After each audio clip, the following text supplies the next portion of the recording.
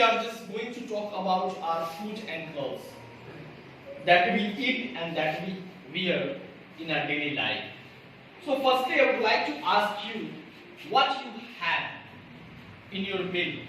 If you talk about your dinner, breakfast and lunch, you have different kinds of meal like vegetables, fruits, rice.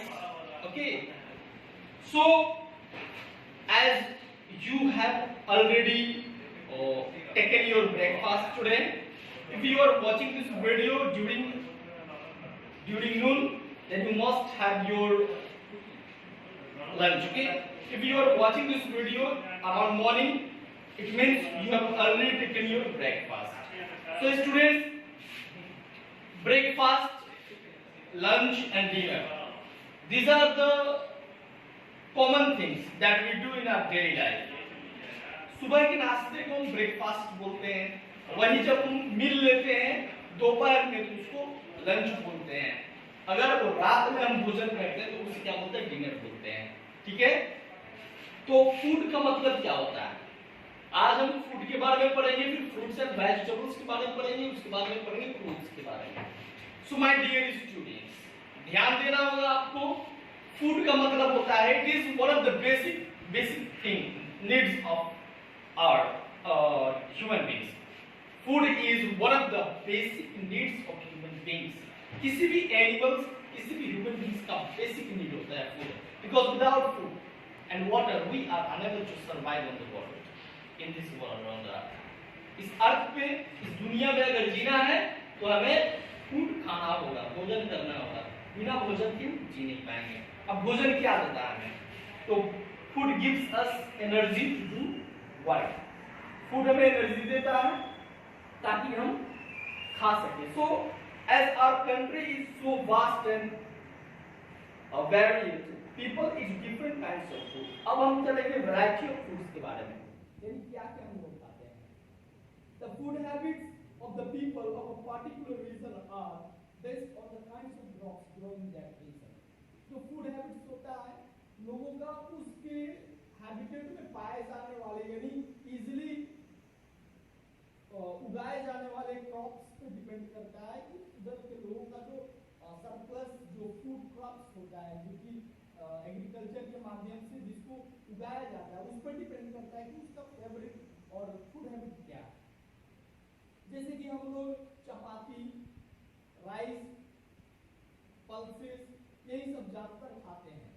Adequate level में हम क्या लेते हैं, रोटी खाते हैं, चावल खाते हैं. ये हम लोग की तरफ काफी पाया जाता है, हम लोग के हैबिटेट में. अगर आप बात करें तमिलनाडु की, तो वहाँ पे चावल, आंध्र प्रदेश की, तो वहाँ पे चावल काफी ज्यादा पाया जाता है. तो उनका ये क्या है, एक प्रकार का ये मेन फूड है वहाँ पे चावल. ठीक है.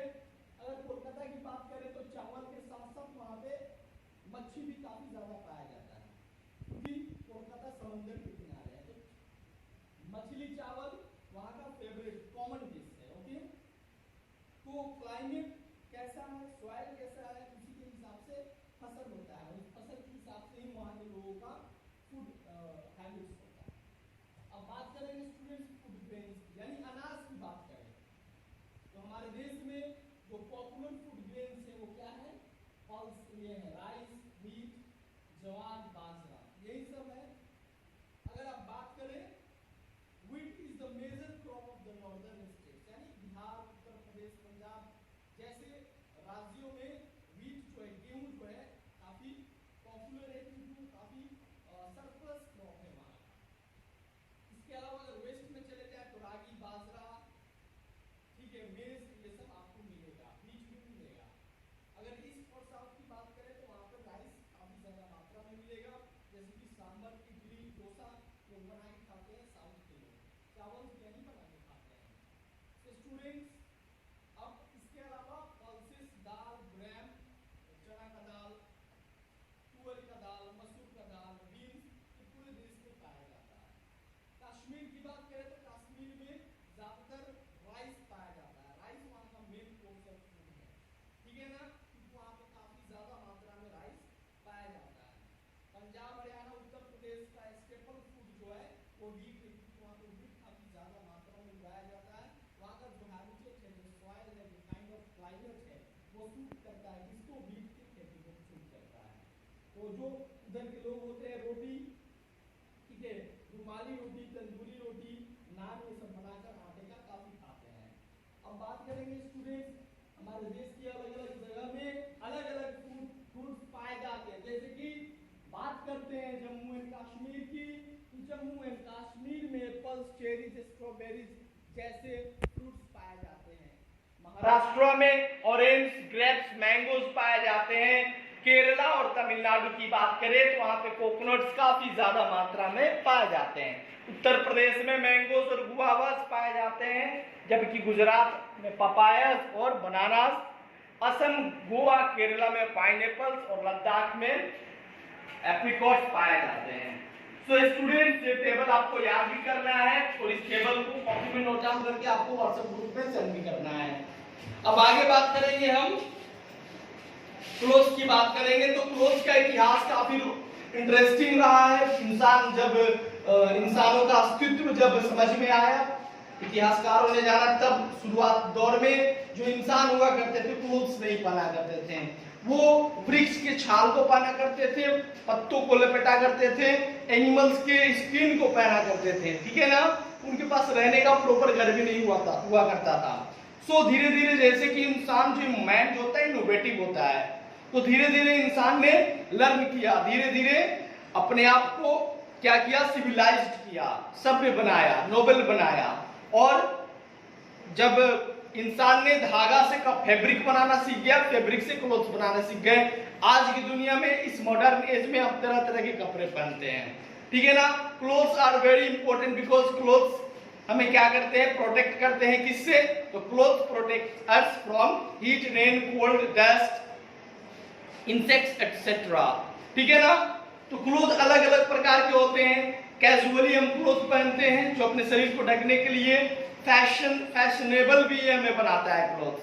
अगर हम क्लोथ्स नहीं पहने तो लोग मुझे पागल और हमें पागल ही समझेंगे।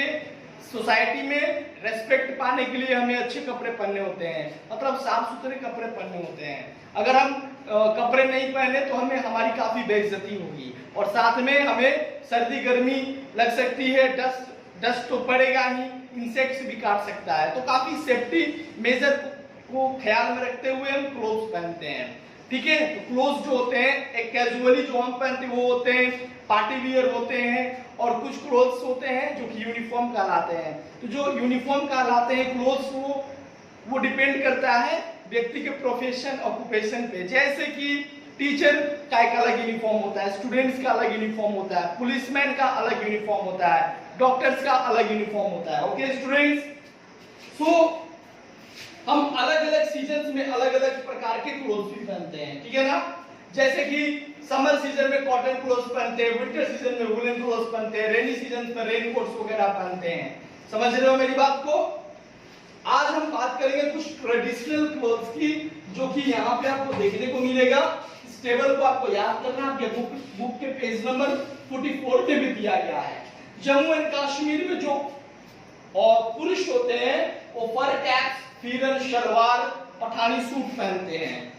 फिरन शलवार औरतें पहनती हैं वहां की, ये उनका ट्रेडिशनल ड्रेस होता है। महाराष्ट्र की बात करें तो धोती कुर्ता, टर्बन या फिर नेहरू कैप पहनते हैं, ये पुरुष जाति के लोग पहनते हैं। जबकि महिला जाति, महिला समुदाय की जो औरतें होती हैं, महिला होती हैं, वो साड़ी ब्लाउज, पैठानी साड़ी, नवड्डी साड़ी, ये सब पहना करती है। तमिलनाडु की बात करें तो वेस्टी शर्ट, टुंडू, औरतें साड़ी ब्लाउज पहनती हैं, ठीक है।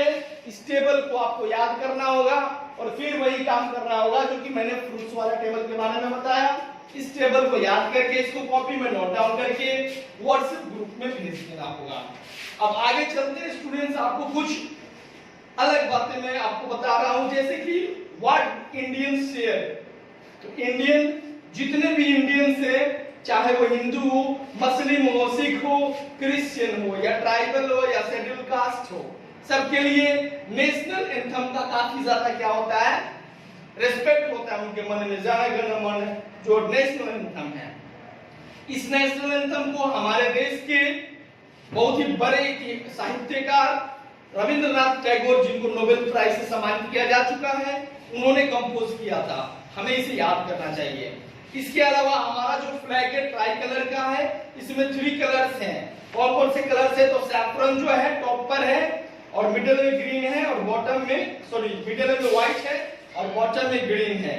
और इसमें एक अशोका चक्र भी है, आपको मैं आगे चल के दिखा देता हूं कहां पे। तो यहाँ पे आप देख सकते हैं, यहाँ पे देखिए स्टूडेंट्स, ये हमारा फ्लैग कुछ इस प्रकार से होता है। ऊपर में सबसे टॉप में सैफरन कलर, डाउन में सबसे ग्रीन और बीच में व्हाइट कलर, यहाँ पे नीले कलर से अशोक चक्र है जिसमें 24 क्या होते हैं? स्पॉक्स होते हैं, ठीक है ना। ये ब्लू कलर में होता है। हमारे भारत देश का जो नेशनल एम्ब्लेम है वो क्या लिया गया है? Land capital of Ashoka of Sarnath. Sarnath में जो लैंड कैपिटल है अशोका का, वहां से लिया गया है। और आप जानते हैं कि नेशनल करेंसी रुपी है। इसके अलावा हमारे देश का जो नेशनल फ्लावर है, नेशनल एनिमल है, नेशनल फ्रूट है, ये सब कुछ आप जानते हो, नेशनल ट्री है। तो स्टूडेंट्स, आपका चैप्टर यहाँ पे समाप्त होता है और इससे रिलेटेड जो भी बुक वर्क है आपको करके व्हाट्सएप ग्रुप में भेजना है और इसका पीडीएफ मिलते ही क्वेश्चन आंसर को भी याद कर लेना है आपको और अपने कॉपी में, फेयर की कॉपी में नोट डाउन कर लेना है। मिलते हैं अगले वीडियो में। Thank you very much.